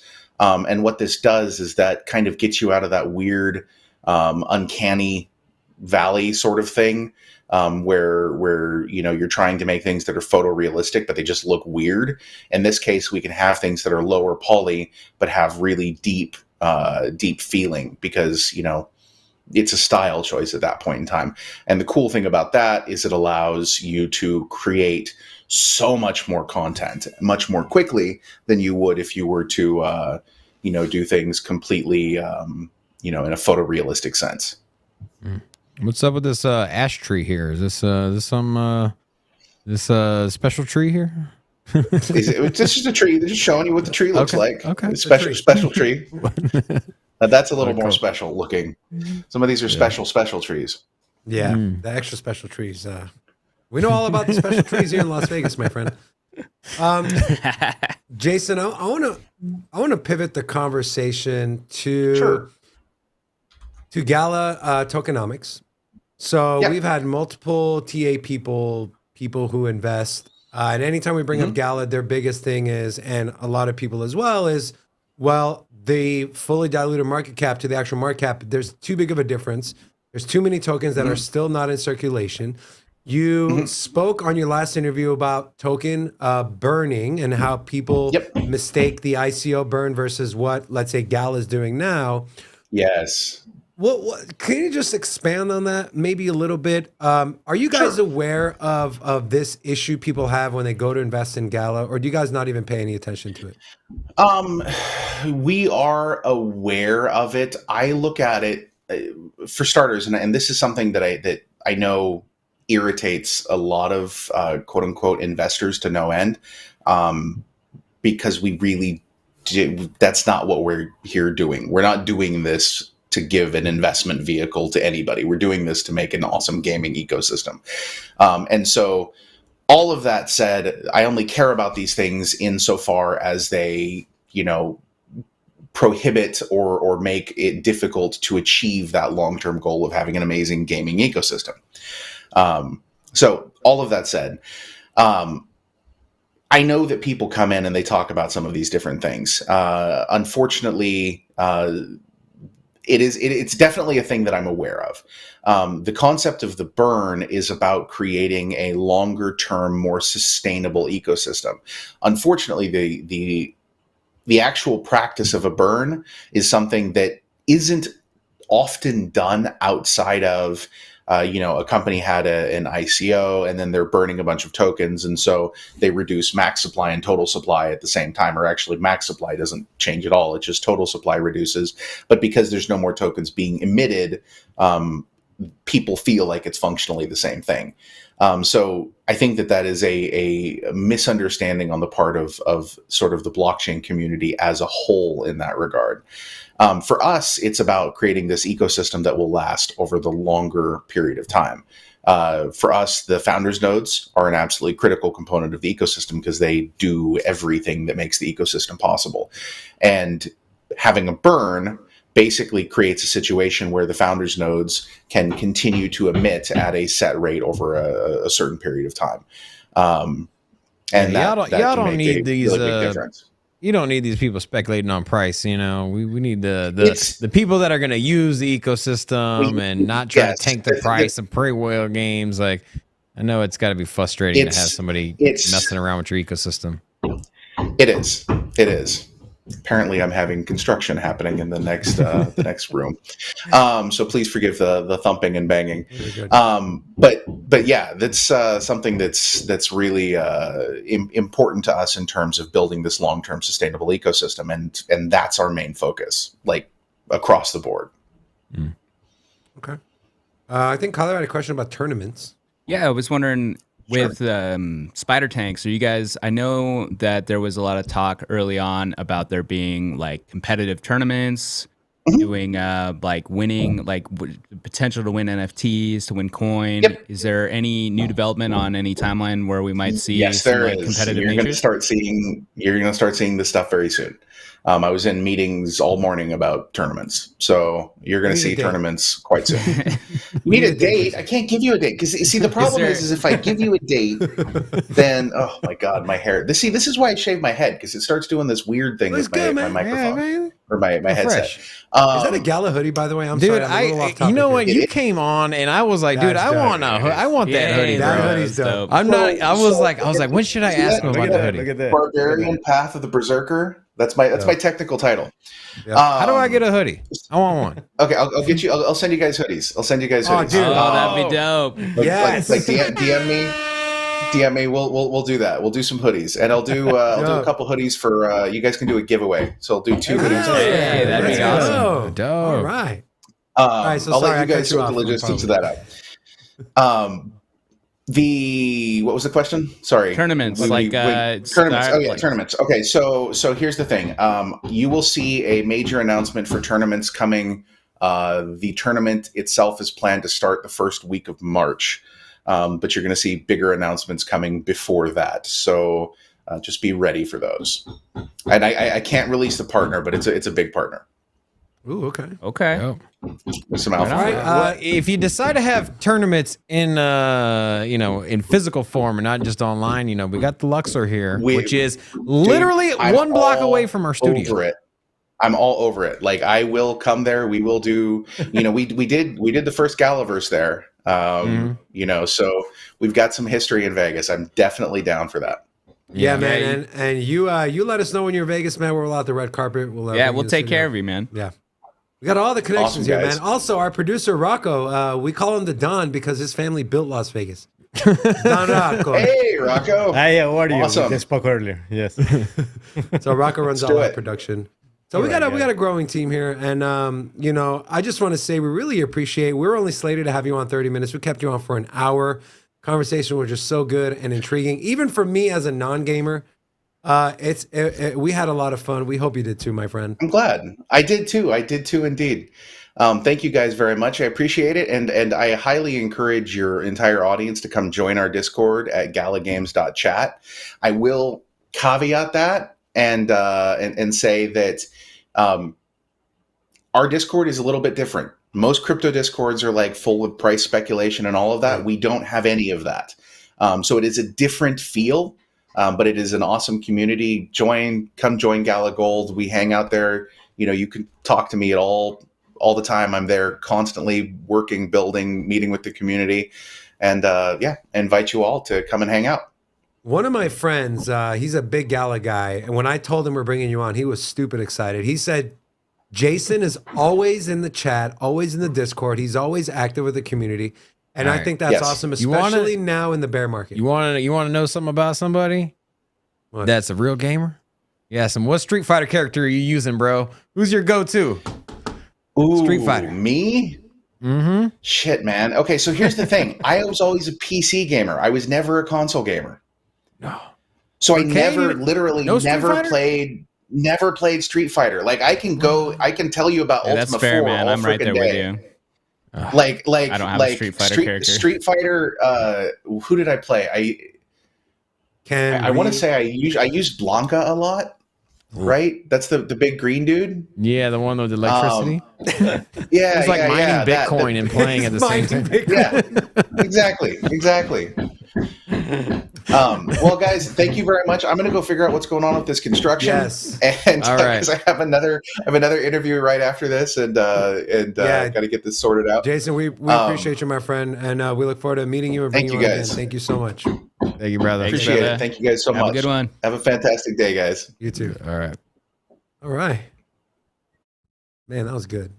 Like I said, man, I'm not a gamer, and that was a very intriguing conversation. All right. We have streamed for 2 hours. Longest stream we've done in a while. But guys, if you enjoyed those type of guests, we had Dan from the Chart Guys. We had Jason from Gala Games. Make sure you subscribe to Sin City Crypto. Also, go subscribe to the Chart Guys. Also, if you're in a Gala or you want more information, go join Gala at galagames.chat. Go join their Discord. Also, check out our merch store. Follow us on social media. We are we're pretty active on Twitter at Sin City Crypto 1. What am I missing? Tomorrow is Forest Friday. Make sure you come back. Also, Rocco. What? What is it? I don't understand. Do it again. Rocco. Okay. Friends, family, friends and family and family friends. We thank you guys so much for joining us on this beautiful Thursday. Huge shout out to Dan. Huge shout out to Jason Bitbender Brink from Gala Games. Also, huge shout out to the team here. On behalf of myself, Kyler, Robin, and Rocco, we love you guys. Thank you so much for tuning in. We'll see you tomorrow. Roll the credits, baby. These credits are dope, by the way. Yeah, it looks great.